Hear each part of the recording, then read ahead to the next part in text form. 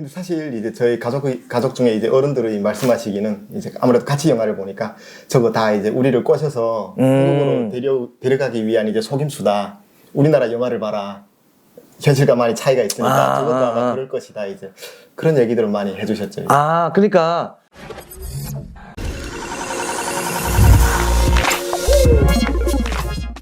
네, 시청자 여러분 안녕하십니까. 이철훈입니다. 네, 오늘은 북한의 MZ 세대를 모셨습니다. 네, 자기소개 부탁드립니다. 네, 안녕하십니까. 저는 김강호라고 합니다. 제가 평상시에는 그냥 편안하게 이야기를 하는데 우리 대중들 앞에서 이야기를 하기 때문에 제가 이제 좀 존댓말을 쓰도록 할게요. 좀 어색하긴 예, 하지만 네. 어색할 수 있는데 그래도 시청자분들께서 보시기 때문에 저 혼자서 둘이서 이야기하는 게 아니기 때문에 자, 일단 북한에서 뭘 했어요? 뭘 하다가 한국에 오셨어요? 저는 이제 북한의 양양도 해산시라는 곳에서 한 평범한 노동자 가정에서 태어났는데요. 외아들이었고요. 이제 고등학교를 졸업하고 18살에 졸업을 하고 나서 이제 4년간 살다가 22살에 대한민국으로 오게 되었습니다. 그러면 4년간 살면서 뭐 특별한 직업은 없었고요? 네, 저는 무직으로 이제 어머니가 인민반장을 하셔가지고 네, 직업 없이 그냥 지냈습니다. 군대도 안 나갔어요? 네, 군대도 못 나갔죠. 이제. 그러니까 못 나간 거예요? 안 나간 거예요? 저는 어릴 때부터 꿈이 이제 초딩 될 때부터 직업군인이 꿈이었는데 제가 군대를 못 나가는 겁니다. 뭐 때문에 못 나가거든요? 제가 17살 때 아버지가 먼저 탈북하셨다가 중국에서 붙잡혀가지고 북한으로 북송되셨는데 그 보위부 감옥에서 취조받으시던 중 돌아가셔가지고 그게 이제 정치범이라는 딱지가 붙어서 이제 군대에 못 나가게 됐어요. 그러니까 토대, 북한에서 일명 이야기하는 토대 때문에 북한에서 우리나라 대한민국을 알고 있었나요? 네, 저는 이제 어릴 적에 남조선으로 듣다가 한 15살, 17살 그때쯤부터 이제 친구들이 아랫동네라고 부르면서 막 이제 노래라든가 영화 같은 걸 몰래 보기 시작을 했습니다. 그래, 이제 북한에서도 이제 같은 북한에서 살았지만 지역마다 차이가 있고 어떤 나이에 따라서 좀 차이가 있는데 제가 살던 지역은 황해도니까 황해도에서는 뭐 제가 어릴 때는 USB라든지 이런 것보다도 제 때는 이제 곽테이프로 제가 어릴 때 봤거든요. 예, 이 곽테이프로 갖다 이렇게서 보는 거 보고 그리고 그다음에 그거보다 조금 발전한 것이 이제 CD로 갖다 보기 시작을 했는데 그런데 중요한 건 저희 지역에서는 다이렉트로 많이 봐요. 한국 TV를. 그렇죠. 이제 남조선 그게 잡히죠. 그렇죠. 한국계 다 잡히니까 다이렉트로 보는데 이제 강우 씨가 있었던 지역은 저는 이제 중국이랑 국경 지역이다 보니까 또 이제 형 말씀하신 것처럼 세대 차이가 좀 있긴 하지만 저는 저도 CD를 보면서 자라다가 이제 USB로 넘어간 것 같습니다. 해산 쪽에서 살았잖아요. 그 해산 쪽에 지금 젊은 세대들이 가장 그때 당시에 많이 보던 한국 영화나 뭐 노래 뭐 이런 것들이 많은 거예요. 영화나 드라마 같은 경우에는 제 친구들이 이제 꽃보다 남자랑 그리고 상속자들 그걸 많이 보았습니다. 근데 그 꽃보다 남자 뭐 상속자들 이런 거는 해산에서 오신 탈북민분들은 다 본 것 같은데. 저는 못 봤어요. 꽃보다 남자를. 지금까지도 보지는 않았는데 저는 되게 그게 막 엄청 와닿거나 공감되진 않았던 것 같아요. 네. 어쨌든 꽃보다 남자인지 남자보다 꽃인지 모르겠지만 많이 본 것 같아요. 사실 노래를 듣거나 하면서는 느낀 게 없는데 그냥 좀 노래가 좀 듣기 좋고 목소리가 예쁘다 이 정도로만 느꼈는데 영화나 드라마를 보면서는 가끔 느껴지는 게 있었거든요. 뭔가 이제 제가 태어나서 이제 자라온 세상이랑은 다르게 제가 아무래도 우물 안에 개구리로 살다 보니까 뭔가 다른 세상이 있다는 걸 그때 처음 알게 되었거든요. 그 예를 들면 태양을 삼켜라라는 드라마를 제가 채널마다 이제 출연하게 되면 얘기를 많이 했는데 그 드라마를 보면서 느꼈던 게 이제 뭐 사람 사는 데가 다 비슷하겠지만 뭔가 저 한국에 가면 고아로 태어나건 뭐 가난하게 태어나건 간에 본인이 열심히 노력하면 어떤 기회가 주어지는 게 있구나라는 생각이 들어가지고 그게 좀 다르게 느껴졌어요. 그래서 우리 탈북민 분들이 그러지 않습니까? 우리 대한민국은 기회의 땅이다라고 이야기하는 것처럼 그때 그 영화를 보면서 그런 느낌을 받았다. 네. 저하고 정반대네요. 저는 그런 느낌을 받은 적이 없었는데. 근데 사실 이제 저희 가족 중에 이제 어른들이 말씀하시기는 이제 아무래도 같이 영화를 보니까 저거 다 이제 우리를 꼬셔서 한국으로 데려가기 위한 이제 속임수다. 우리나라 영화를 봐라.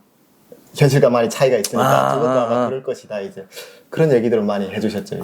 그러니까 북한 영화도 저희가 볼 때는 멋있잖아요. 행복한 가정, 뭐 당을 떠나서 가정도 화목하고 뭐 그러지 않습니까? 생활 수준이나 뭐 인프라가 너무 좋게 나오고. 그렇죠. 그런데 그것도 역시 이제 영화는 영화로 봐야지 실제 생활과 다르다라는 거를 한국 드라마도 그렇게 봤다. 그러면 북한에서 있을 때 한국 TV나 뭐 노래도 많이 듣고 했는데 우리가 북한에서 쇠뇌 교육이라는 걸 받잖아요. 네. 그러니까 한국에 대한 악의적인 그쵸, 이런 어릴 거를 적부터, 네. 그렇죠. 어릴 적부터 이제 교육을 받는데 우리 대한민국에 대한 소문을 들은 적이 있는가요? 저는 이제 제일 선명하게 기억 남는 거는 원래 이제 직접적으로 듣거나 이런 거는 보통 뭐 주변의 친척이나 뭐 친구들이 남조선에 가서 돈을 보내준다 뭐 이런 얘기들을 가끔 전해 듣다가 지금도 기억에 남는 게 이제 아버지가 돌아가시고 나서 한두 달 뒤쯤인가 그 탈북민 부부가 다시 재입국해가지고 북한에서 인터뷰를 하는 거예요. 북한 채널로 봤거든요. 전기가 막 안 들어왔는데 그때는 막 인민반마다 다 집집마다 모여서 볼 수 있게 뭐 아예 지시상에 내려와가지고 봤는데 그때 제 기억으로 남자분이 28살이고 여자가 29살 이제 이런 부부였는데 여자분의 부모가 북한에 계셔가지고 오라고 해서 돌아왔더라고요. 그래서 그분들이 이제 본인들이 경험해본 한국 사회에 대해서 얘기를 하는데 전 보면서 좀 반신반의했죠. 왜냐면 뭐 너무나 어려웠고 이제 사람들의 차별이 아무튼 심했다. 이제 그 왕따 당하고 한다는 직업 소리겠죠. 구하기도 너무나 힘들었고 언어가 일단 잘 안 통했고 뭐 그리고 남조선 사회는 어른을 공경할 줄도 모르고 막 이제 우리가 책에서 배운 게 딱 맞는 세상이었다. 네, 그런 식으로 하면서 북한을 치켜 세우는 내용의 얘기를 하더라고요. 그래서 그걸 보면서 더 궁금해졌던 것 같아요. 저는. 네. 그 인터뷰를 보고선 한국에 대해서 네. 더욱더 이제 궁금해졌다. 그렇죠. 호기심이 제가 아까 말씀드렸던 그 드라마를 보면서 했던 생각들이 더 확실하게 이제 자리 잡은 거죠. 그걸 보면서 이제 탈북자가 갔는데 죽지 않고 살아 돌아와서 심지어 그곳의 어떤 경험들을 얘기를 하는데 그 친구가 이제 한국말을 쓰더라고요. 이제 여기 아무래도 경험하고 다시 북한에 왔으니까 한국말을 썼어요? 네, 인터뷰하면서 한국말을 하는데 되게 멋있게 느껴지고 저는 네, 저곳에 가보고 싶다 이런 생각이 들었거든요. 네. 그 인터뷰 잘못했네요. 근데 저만 그렇게 느꼈을 수도 있는데 다른 분들은 뭐 다 그쵸. 이제 북한에서 그게 이제 아무래도 어머니가 이민반장을 하고 또 보위부에서 어떤 포지사항이라고 부르죠. 뭐 그런 지시사항들이 내려올 때마다 듣는 게 너같이 젊은 애들 20대도 안 된 애들이 만약 탈북해서 남조선에 가게 되면 간첩훈련을 시켜서 다시 북한으로 보낸다더라. 뭐 1, 2년 정도 훈련시켜서 다시 보낸다더라. 이제 그런 얘기를 많이 들어가지고 그게 저도 사실 제일 이제 두려워했던 부분이기도 했고요. 네. 그 참 괴이한 소문이라고 해야 되나요? 이런 거 보고. 그걸 이제 탈북을 막기 위한 어떤 보위부의 수책이었던 것 같긴 한데. 그러니까 수단이죠. 네. 한마디로 말하면 이제 어떤 영향력을 미칠 수 있느냐 하는 이런 그런 유언비 애들이 또 그렇죠. 보니까. 플랜을 짜가지고 또 유언비를 퍼뜨리고 있으니까. 강우 씨가 저희 와이프 채널에 나왔댔잖아요. 최초로 나왔댔죠. 네, 방송에 최초로 나와가지고 그때 이제 많은 분들께서 응원의 말씀도 많이 해주시고 해가지고 그 힘입어서 지금 이제 대학교를 다니고 있고요. 북한에 있었을 때 이제 공부를 잘한 걸로 제가 알고 있거든요. 지금 생각해보면 제가 어릴 적에 그냥 공부에 좀 재미를 붙였던 것 같은데 지금은 어디 가서 공부 잘한다는 얘기를 함부로 못 하거든요. 그래서 왜요? 제가 지금 국민대학교를 다니고 있지만 그 이제 다른 여기에서 나서 자란 친구들이 공부하는 걸 보면서 느낀 게 이 친구들은 정말 엄청난 노력파들이고 아무리 머리가 좋고 공부를 잘한다고 해도 본인이 노력 안 하면 따라잡을 수가 없고 오히려 뒤처지는 걸 느껴가지고 저는 네. 그래서 어디 가서 이제 잘한다는 얘기는 함부로 못 하고 있습니다.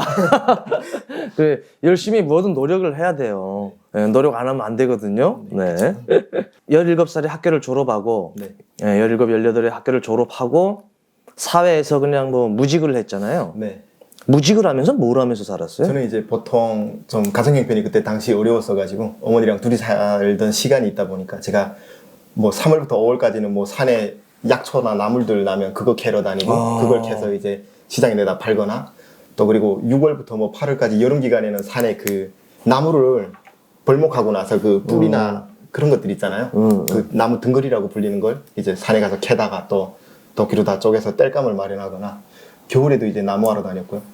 보통 그냥 그렇게 가정일을 돕거나 또 뭐 어디 돈 벌러 가자고 이제 돈을 벌 수 있는 기회가 있다고 하면 또 노동력을 팔아서 돈을 벌러 다니고 그랬습니다. 그러게 뭐 4년 동안 뭐 그냥 집에서 먹고 놀지는 않았을 테고 그러다가 어떻게 탈북하게 된 거예요? 20살 때 이제 친구랑 함께 중국에 그 여기에서 말하는 블루베리 비슷한 거 있잖아요. 그쪽에서 들쭉이라고 들쭉. 것 같은데 네. 들쭉하고 블루베리는 제가 다른 거로 알고 있거든요. 다른 거긴 한데 그냥 좀 비슷하지. 생김새가 비슷하고 그래가지고 그걸 따라 다녔는데 그때 처음 중국을 너무 봤었고요. 그 예전에는 고등학교 시절 같은 때에는 뭐 밀수하는 걸 그런 뭐라고 해야 되죠? 고철 짐들을 등에 메고 뭐 중국 압록강을 건너서 가까운 곳에 중국집에 갔다 그냥 내려만 주고 돈을 받는 뭐 그런 것만 하다가 처음 중국을 이제 경험해보고 나서 그때는 돈을 못 벌었었거든요. 막 중국 군인들이 막 총을 쏘면서 저희를 쫓아내고 이래가지고 그 이후에 이제 산에 벌목하러 갔다가 중국에서 이제 한 3개월 정도 일을 해가지고 돈을 좀 벌었거든요.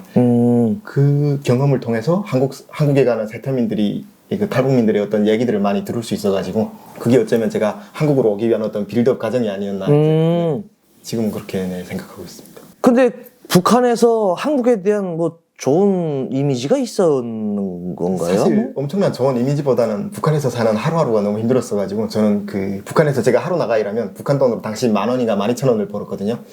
그 돈을 버는데 중국에 와서 일을 해보니까 하루에 중국 돈으로 50위안, 60위안을 버는 거예요.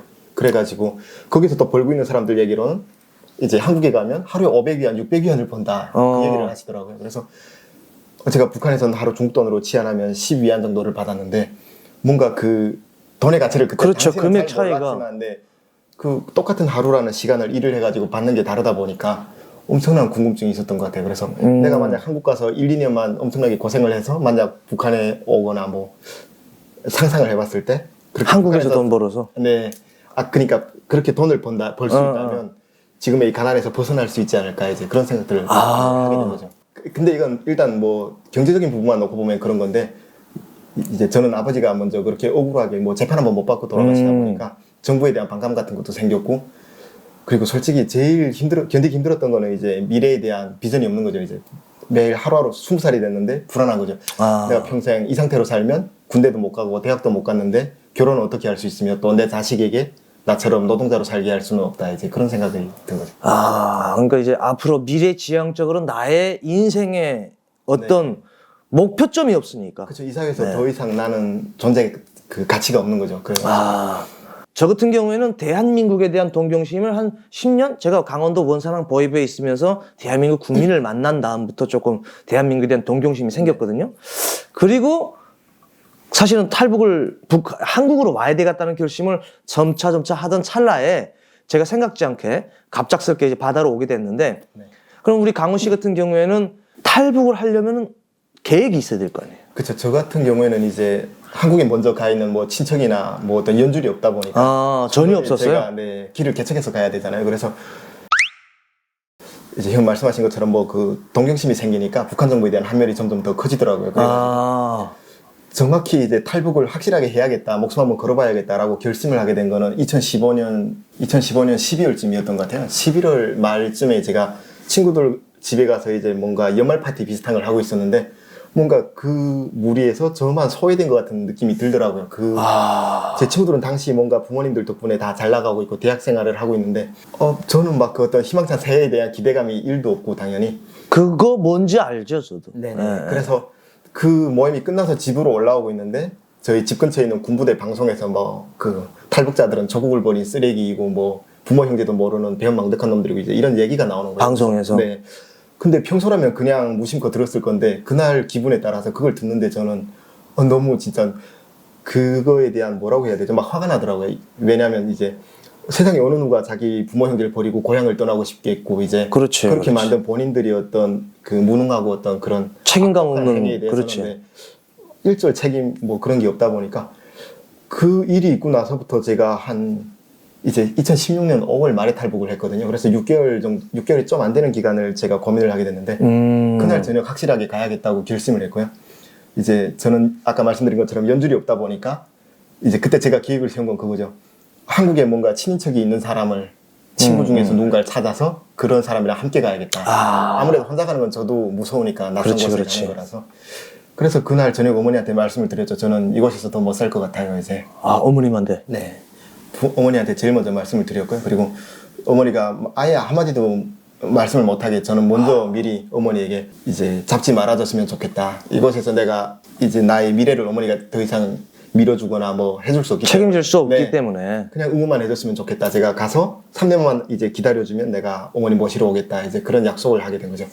그러고 나서 저는 힘들었던 게 그거였어요.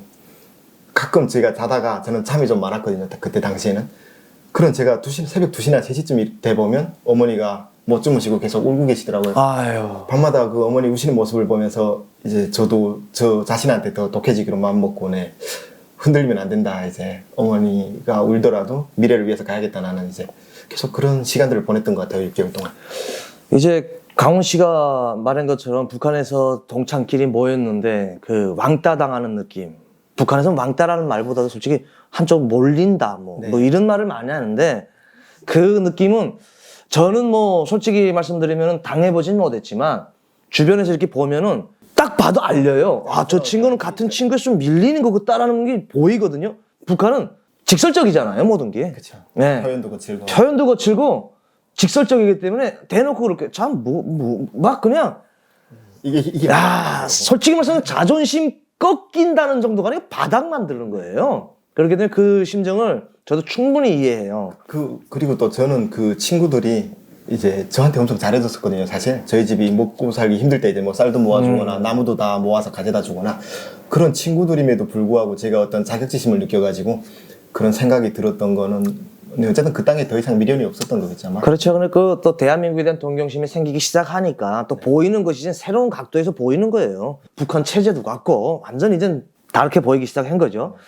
그래서 그때 탈북 결심을 그때 정확하게 는 가야 되겠다라는 결심을 하고 6개월 동안 준비를 했어요. 네. 그러면 이제 전에 얘기했던 것처럼 이제 한국에 가족 있는 사람을 만났어요?